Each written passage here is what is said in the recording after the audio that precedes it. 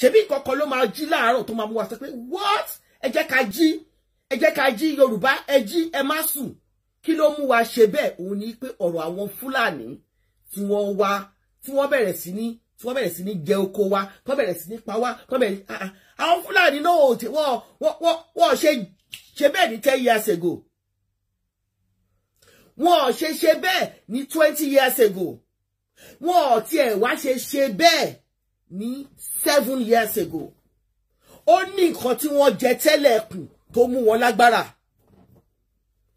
bí èèyàn kan ṣe sọ bí gbogbo wa dẹ̀ ṣe mọ̀ ní pé nínú gbogbo àwọn tá à ń ṣe jálamba tá à ń ṣe jámájàmà ní ìlú òyìnbó USA gbogbo bí tẹ bá rí Fúlàní àti Haúsá wọ́n wá kàwé ni tí wọ́n bá dẹ̀ ti kàwé wọn tán ibo náà lọ ilé kókó ń tagbé Fúlàní issues òun ló sú wa débi pé àwọn kan ni wọ́n fẹ́ agitate wọ́n ti bí tó gbé gbà especially àwọn tó ń sọ̀rọ̀ lórí social media àwọn tó ń sọ̀rọ̀ lórí Facebook torí pé Facebook is a very very powerful social media òun ló powerful ju gbogbo social media lọ lẹ́yìn ẹ̀ ní Twitter ṣùgbọ́n tá a bá ń sọ̀rọ̀ business Instagram ni ṣùgbọ́n pé à ń sọ̀rọ̀ èèyàn ẹ fẹ́ wá èèyàn rí sínsìn tá a bá ti gbé sórí Facebook tá a gbé sórí Twitter tó bá ṣí àìlọ́ bí ilẹ̀ bí ẹni ẹ rí i pé èèyàn yẹn ẹ wà rí níbẹ̀ kí ni ó jẹ́ kí n máa sọ̀rọ̀ ní pé àwọn Fúlàní tá à ń sọ̀rọ̀ wọn yìí ó ní nǹkan tó jẹ tẹ́lẹ̀ kún àwa Yorùbá yìí náà dé la gbà wọ́n láyè ṣùgbọ́n nígbà tá a gbà wọ́n láyè tán kọ́ Fúlàní wọ́n mọ value obìnrin wọ́n mọ ètí obìnrin wọ́n mọ nǹkan tóbìnrin lè ṣe wọ́n gbé obìnrin rù bẹ́ẹ̀ ṣe rò pé bóyá wọ́n máa há àwọn obìnrin wọn yẹn àwọn ọmọ wọn tí wọ́n bá kàwé tó jẹ́ obìnrin wọ́n máa fi wọ́n sí strategic place ni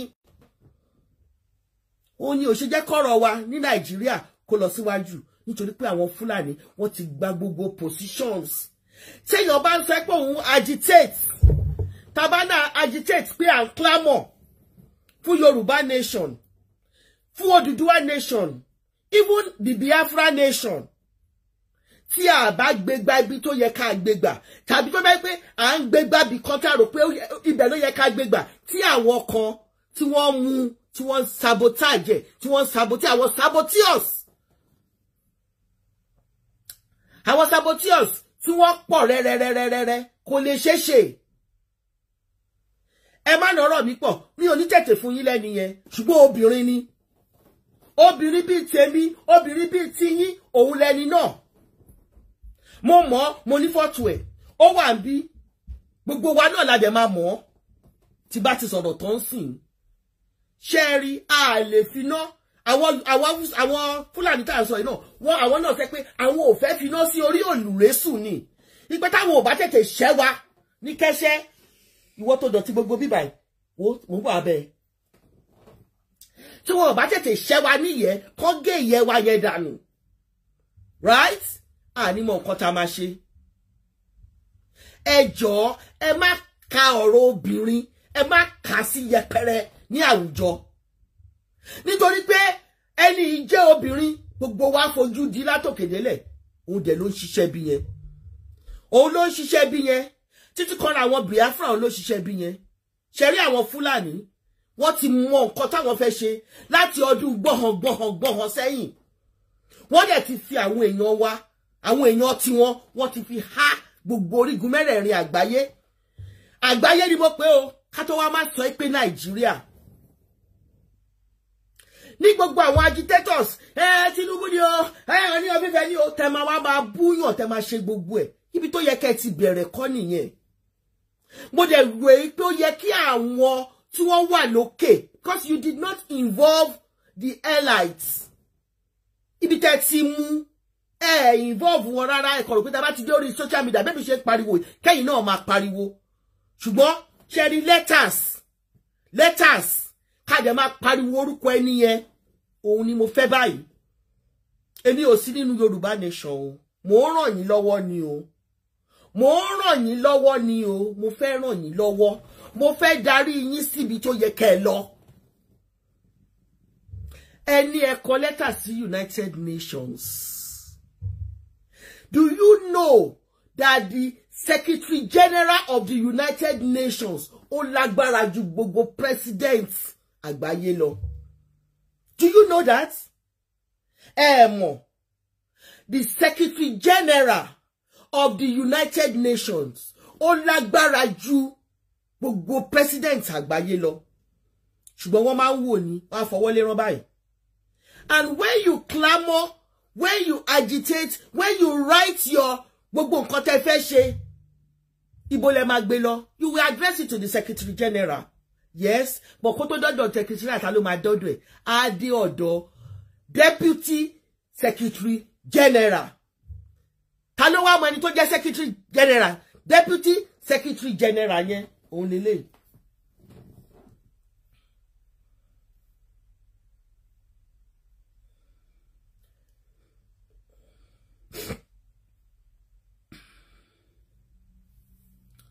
Obìnrin yìí ni obìnrin tó jẹ́ Deputy Secretary General òun lélẹ̀ ọmọ Fúlàní ni Amina J. Mohammed.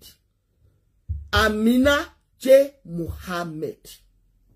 Ẹ jọ̀ọ́, ta ló máa wà ní inú ilé ẹ̀ tí a máa sùn tí wọ́n á máa bú àwọn èèyàn ẹ̀ tó dẹ̀ mọ nǹkan táwọn èèyàn ṣe. Àwọn Fúlàní 10 years ago wọ́n lágbára. Mo ní 6 years ago wọ́n lágbára. January 2017 lóbìnrin ló assume the position of Deputy Secretary General of the United Nations. The Deputy Secretary General, Deputy Secretary General of the United Nations, ọmọ Fúlàní ni, ọmọ Nàìjíríà ni. Ǹjẹ́ apariwo ẹ̀ tó ẹ̀yin agitators? Ǹjẹ́ pariwo ẹ̀? Ǹjẹ́ pariwo ẹ̀? Ẹni tó wà ní gbogbo ọ̀rọ̀ yìí nìyẹn. Kò lè jẹ́ kí lẹ́tà yín kó débi tó fẹ́ dé nítorí pé ìlú ẹ̀ lẹ̀ ń bájà. Ẹni tó yẹ ká máa pariwo ní tẹ́ pariwo àwọn Ọlọ́ṣun, àwọn deputy àwọn kìnìkan. Ẹni tó yẹ kẹ́ máa pariwo gangan lélẹ́yìí. Ẹni òun ló yẹ kẹ́ máa pariwo Amina J. Mohammed, ọmọ Nàìjíríà ni. Gbogbo òun ni ò kí jẹ́ kí lẹ́tà yìí kó débi tó yẹ kó dé. Wọ́n ti fàya, wọ́n ti destroy ẹ̀, wọ́n ti jù sínú iná, wọ́n ti jó. Nítorí pé ọmọ Fúlàní ni. Nígbà tó dé ipò yẹn ni àwọn Fúlàní ni wọ́n wu ìyẹ́. She got there January 2017. Of course, her strategize how mọ bí tó ń lọ. How mọ gbogbo nǹkan bó ṣe ń lọ. Ó fún wọn ní agbára púpọ̀. Ó fún àwọn Fúlàní ní agbára púpọ̀. The president country wa ó tún jẹ́ Fúlàní fúnra rẹ̀. Ṣé ẹ mọ̀ yìí pé gbogbo bẹ́ẹ̀ ṣe ń gbọ́wọ́ àti bí àwọn Biafra tó ṣe ń gbọ́wọ́, mo ti àwọn kan kọ lóòsì ẹ̀ ní jẹ́gbọ́. Wọ́n ná mùkú ẹrù ẹ wọ́. Ó ní òkèlè ń wo ẹ̀wò sàlẹ̀, agbára obìnrin pọ̀ púpọ̀. Ìkànnì if is the Deputy General. Ṣé tí United Nations ò bá bá yín lọ́wọ́ tí United Yorùbá Nation tẹ́ ń ṣe ẹ rò pé ó lè work ni? Ṣé ẹ rò pé ó lè work ni? Wọ́n ò value obìnrin náà fòfìrí sí position yìí. Obìnrin náà fi sí position ni. She is the Deputy General of the United Nations. She's just like the assistant head of state of the whole world, if you don't know. So, when we are clamoring, first of all, nǹkan tó yẹ ká kọ́kọ́ ṣe ni pé kó gbogbo position tí Fúlàní bá tó bá hold, kó jọ̀wọ́ kúrò ńbẹ̀. Ìyẹn ni ibẹ̀ yẹn la kọ́kọ́ máa bẹ̀rẹ̀. Gbogbo positions tí àwọn Fúlàní tó bá hold, ká máa collect mọ́ wọn. Ká máa collect mọ́ wọn, ibẹ̀ yẹn ni agitation wa tí ọkọ máa bẹ̀rẹ̀ náà. Because okay, ó wà ńbẹ̀, kí ló ṣe sí àwọn Fúlàní herdsmen?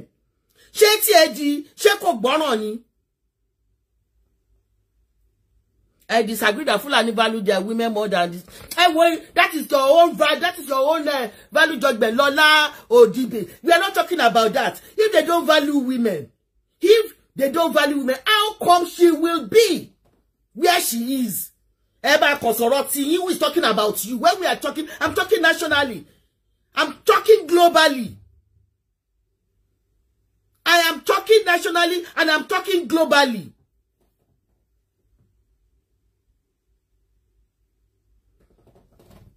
Ṣó ti yé yín bẹ́ẹ̀ yẹn, ibi tó yẹ ká kọ́kọ́ bẹ̀rẹ̀ nìyẹn.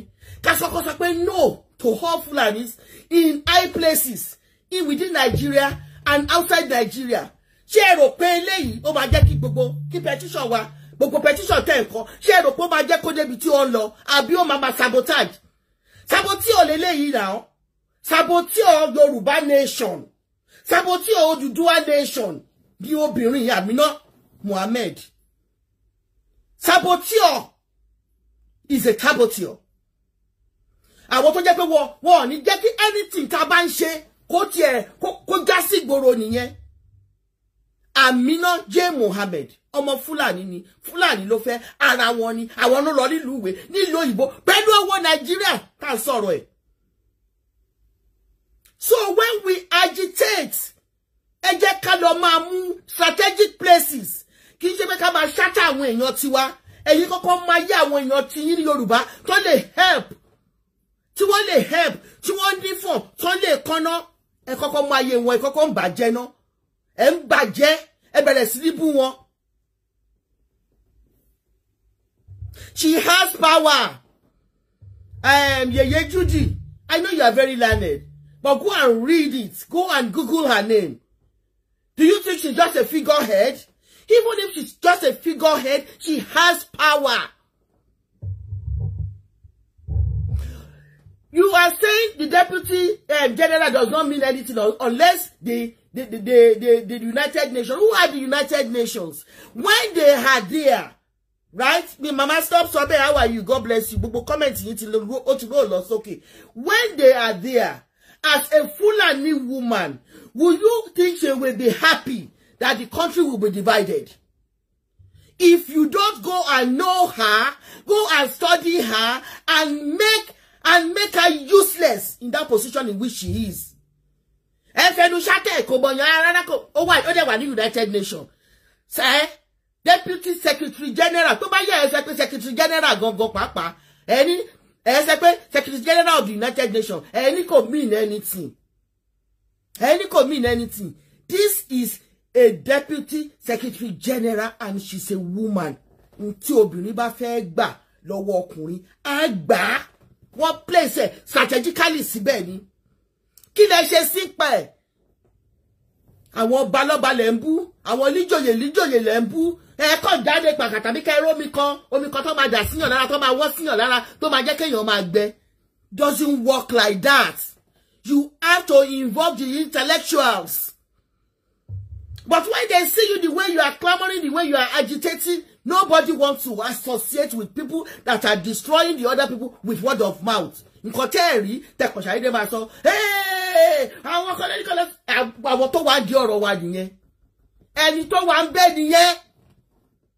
Kò sí nǹkan tẹ́ lè ṣe tẹ́ bá tí mobìnrin balẹ̀ tàbí kó yọ kúrò ńbẹ̀. Ọ̀rọ̀ pé Nàìjíríà fẹ́ pín sí mẹ́rin, ó fẹ́ pín sí mẹ́ta, kò lè ṣeéṣe. Kò lè ṣeéṣe. Ẹ wo, ẹ sì gbé wá fún yín, ṣé gbọ́ rí? Ayin tẹ́ dẹ̀ mọ̀ pé rí kí lè tẹ́ bọ́ síta kẹ́ sọ. Ẹ bá ṣe léyìí, ẹ rí ibi tọ́rọ̀ náà máa já sí. Involve the intellectuals. Stop coming out every day to destroy your fellow Yorubas. Stop coming out. Nísìnyí gbà tí gbogbo nǹkan ṣẹlẹ̀, ẹni àwọn ọba ò dá sí, ẹni àwọn líjòyè, ẹ tí gbọ́ statement kankan tí wọ́n sọ kí ló fẹ́ sọ gbogbo wọn lẹ ti búrí náà. Gbogbo wọn lẹ ti búrí, gbogbo wọn lẹ́yìn agitators ti búrí. Tẹ́ máa sọ pé orí wọn ò dá, orí wọn ṣe kí ẹ rò pé wọ́n gbọ́ ni. Ẹ jọ̀ọ́, nígbà tí a sì ń ṣe fracas, tí wọ́n bá bú mi, ṣé rò pé inú mi máa dùn sẹ́ni tó bú mi ni? Ṣé rò pé inú mi máa dùn sẹ́ni tó bú mi? Inú mi ò lè dùn sẹ́ni tó bú mi. Inú tí mo wá já yín ní brain fún nìyẹn, kẹ́ ẹ mọ bí tá ń lọ.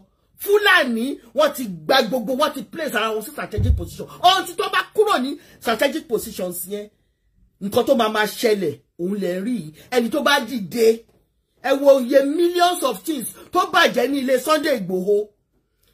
Then ká má máa rán ẹnu mọ́ èèyàn kan. Ha bàbá wa o, Sunday Igboho o, bàbá wa. Nísìnyí tí gbogbo nǹkan ẹ̀, Ọlọ́run má jẹ́ kó bàjẹ́, kí lẹ fẹ́ ṣe fún? Ká ní pé ẹ ti gbèrú sórí. gbogbo nǹkan tó ṣẹlẹ̀ yóò ní ṣẹlẹ̀. Tí ẹ bá kọ ọ̀rọ̀ ṣe ẹ ṣe Sunday Igboho tẹ̀sẹ̀ kíníkan ẹ wá ti sọ pé bàbá yín o kíníkan àwọn yòókù àti pé anybody tó bá wá sọ̀rọ̀ báyìí pé nǹkan báyìí o Sunday Igboho ṣe báyìí ẹ kàn tún mú ẹ bẹ̀rẹ̀ sí níbu. Do you think people don't listen? People don't watch you? As I'm talking about, people are watching me. Do you not think like that? Ẹ wá fẹ́ kí Ọọ̀ni of Ifẹ̀ kó jáde kó bá ṣe pé nǹkan tó ṣẹlẹ̀ nílé Sunday Igboho tó jẹ́ pé ti bú tẹ́tí sọ́sọ́sọ́sọ́ pé ó ti ta gbogbo ilẹ̀ Ifẹ̀ fún fáwọn Chinese kò ní jáde. A máa wò yín náà ni kì í ṣe pé nǹkan tó ṣẹlẹ̀ dùn mọ́ wọn nínú. Ẹ fẹ́ kí ọba of Àkúrẹ́ jáde, ẹ fẹ́ kí ọba Olúbàdàn of Ìbàdàn kó jìde kó gbé wùsílẹ̀ kó pápẹ́ rẹ̀ wọ̀. It doesn't work like that. It doesn't work like that. Ṣé nígbà tó tiẹ̀ ṣẹlẹ̀ gbogbo ẹ ti bẹ̀rẹ̀ sí ní dárúkọ. So until Yeye Jude, I want to see your comments. Ó tún ti sá lọ.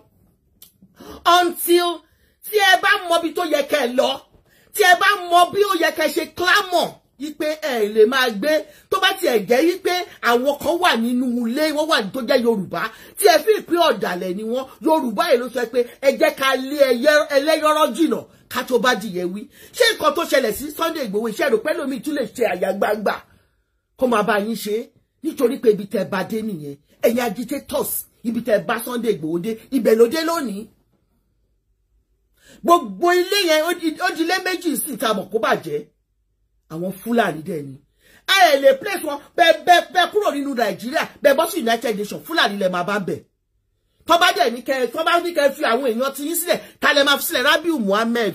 Okay, òun sọ̀rọ̀ ni.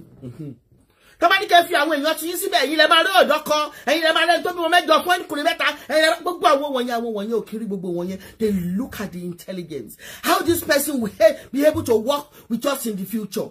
Ó ṣe wá jẹ́ wípé nígbà tí obìnrin yìí débẹ̀ tó débẹ̀ ní 2017 just 4 years ago tó débẹ̀ ní 2017 la bẹ̀rẹ̀ sí ní rí pé àwọn Fúlàní wọ́n bẹ̀rẹ̀ sí ní da ẹran. Ṣóní ni Fúlàní ti wà lórí ilẹ̀ wa ni? Ṣé òní ni wọ́n ti wà ń bẹ̀? Ẹ sọ fún mi. Ṣé year àbí last year ni wọ́n ti wà ń bẹ̀ àbí year before the last? Àwọn Fúlàní ti wà láàrin wa tó ti bímọ sáàrin wa ó ti lé ní 30 years. But nígbà tó wọ́n tẹ ìkúdà tí ọwọ́ wọn tẹ ìkúdà wọ́n fi pé yes àárín àwọn tí ògún yìí àárín àwọn tí òmọ̀rọ̀ sọ yìí àárín àwọn tó máa ń búyàn yìí ibẹ̀ ló yẹ káwọn ti lọ bẹ̀rẹ̀.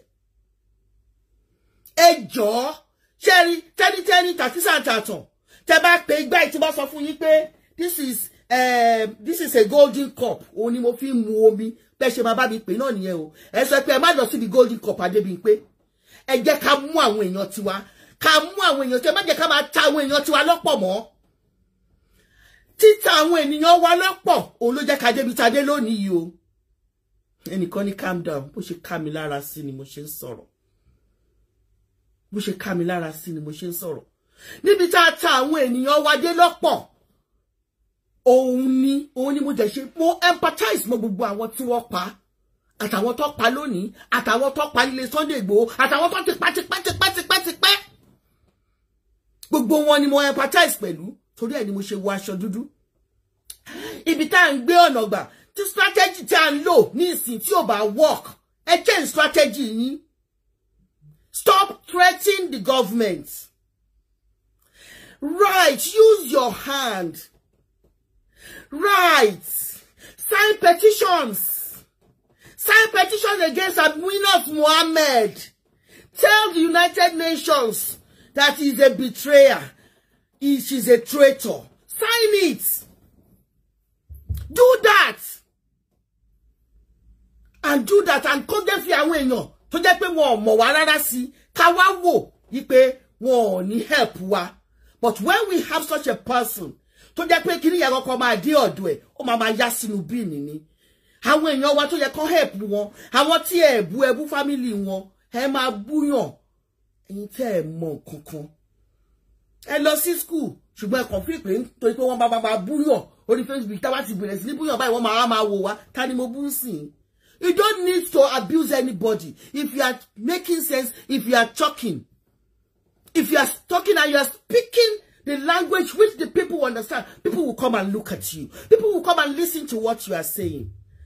The Deputy Secretary General of the United Nations is a Nigerian. She is a woman. We need to deal with that. Abusing people, like cursing on people, cursing on everybody, calling people names, especially within the Yoruba. So they let on any ẹ̀rí tó bá jẹ́ pé ti bú mi tàbí èbú tẹ́ máa ń bú mi tó bá jẹ́ pé ó jẹ́ nǹkan kan lára mi ni tí bá ti call me to order tó bá ṣe pé àwọn tó call àwọn agitators to order mo wà nínú wọn now ipe gbogbo nǹkan tẹ́ ń ṣe yìí ipe gbogbo nǹkan tẹ́ ń ṣe yìí kò yẹ kẹ́ máa ṣe bẹ́ẹ̀ kò rí bẹ́ẹ̀ ibi tó yẹ kẹ́ lọ torí pé gbogbo àwọn tẹ́ ń bú tẹ́ ń call out fún yín gbogbo wọn náà lè sì máa need help wọn ó délẹ̀ tán sí àwọn Haúsá àti Fúlàní wọ́n ti fira wọn sí strategic place o strategic place wọ́n dẹ̀ fira wọn sí yẹn tá bá kọ́kọ́ mú wọn kúrò ńbẹ̀ ká ṣá wọn balẹ̀ kúrò ńbẹ̀ pẹ̀lú ọwọ́ wa pẹ̀lú gègé wa ta ló sọ̀rọ̀ don't talk like tá bá kọ́kọ́ mú wọn ká yọ wọn kúrò ká mú gbé kò sí Fúlàní ní strategic place kankan mọ́ right ìgbà yẹn àwa rí ipe àwọn intellectuals wọ́n wá involve wọ́n bá wa ṣe ṣùgbọ́n nígbà tá bá ń bú cousin wọn tá ń bú àwọn èèyàn wa tá ń bú àwọn èèyàn tí wọn báwo la ṣe fẹ́ rí gbà báwo la ṣe fẹ́ ṣe báwo la ṣe fẹ́ ṣe nǹkan tẹ́mi ní kẹ́mi wá sọ fún yín nìyẹn o ipe àwa ara wa là ń ṣe ara wa àwa ara wa yìí gangan là ń ṣe ara wa àwa gangan la tú àṣírí Sunday Igboho síta àwa ara wa ti lè sọ̀rọ̀ jù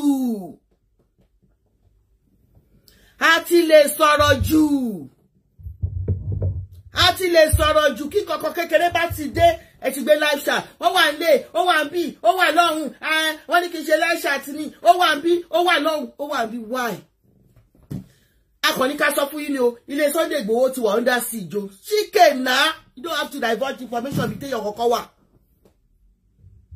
àwa ara wa ń là ń ṣera wa ẹ jẹ́ ká bá wá rí àwọn tó jẹ́ pé wọn ò follow wa ṣe ni a máa ó dàbí ọ̀rọ̀ gbẹ̀sìn mi ò gbẹ̀sìn ni gbẹ̀sìn mi ò gbẹ̀sìn kẹ wá sọ fún mi sí pé bí pé wá di Christian kí sẹ pé mi ò di Christian kẹ wá bẹ̀rẹ̀ sí ní bú mi lórí ẹ̀ ṣe rò pé màá wá ti torí pé ẹ̀ ń bú mi yẹn màá wá bá yín di Christian yẹn mi ò ní ti torí ẹ̀ wá bá yín di ṣùgbọ́n tẹ bá ń wá lọ́dọ̀ mi lójoojúmọ́ tẹ́ ẹ̀ sọ reason tí mo fi lè di Christian fún mi tẹ́ ẹ̀ sọ advantages àti disadvantages tó wà ńbẹ̀ bí ti ẹ̀ mọ̀wé tẹ́ ẹ̀ sọ fún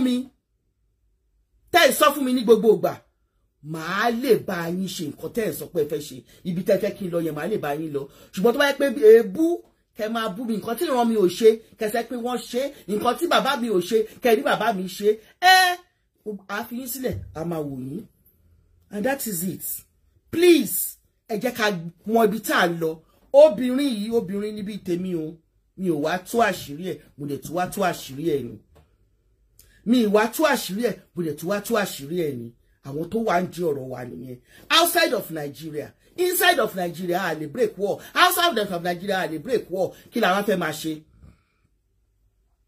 kí la fẹ́ ṣe bí a tún ṣe ń sọ̀rọ̀ yìí àbúyàn kankan ìbẹ̀lẹ̀ àwọn kan tún sọ pé wọ́n lórí àwọn òpé whatever àbọ̀rọ̀ lásán fọmọlúàbí tó bá dé inú ẹ̀ àdòdìdí go and google it involve the intellectuals write a lot of petitions how many petitions have you signed as an agitator ẹ kàn dúró síbẹ̀ wọ́n ti pa wọ́n o wọ́n pa wọ́n lẹ́rù mú o wọ́n pa wọ́n ní gangan ẹ wò wọ́n o wọ́n jórí wọn wọ́n ṣe àwọn olórí nǹkan tẹ́ kàn ń ṣe nìyẹn nǹkan tẹ́ ń ṣe nìyẹn tẹ́ kàn máa gbé ẹ̀mí àwọn ènìyàn kẹ́ máa gbé gbóná ń tẹ́ mọ̀ ṣe nìyẹn kàkà kẹ́ máa fi bẹ́ẹ̀ wípé ẹ jẹ́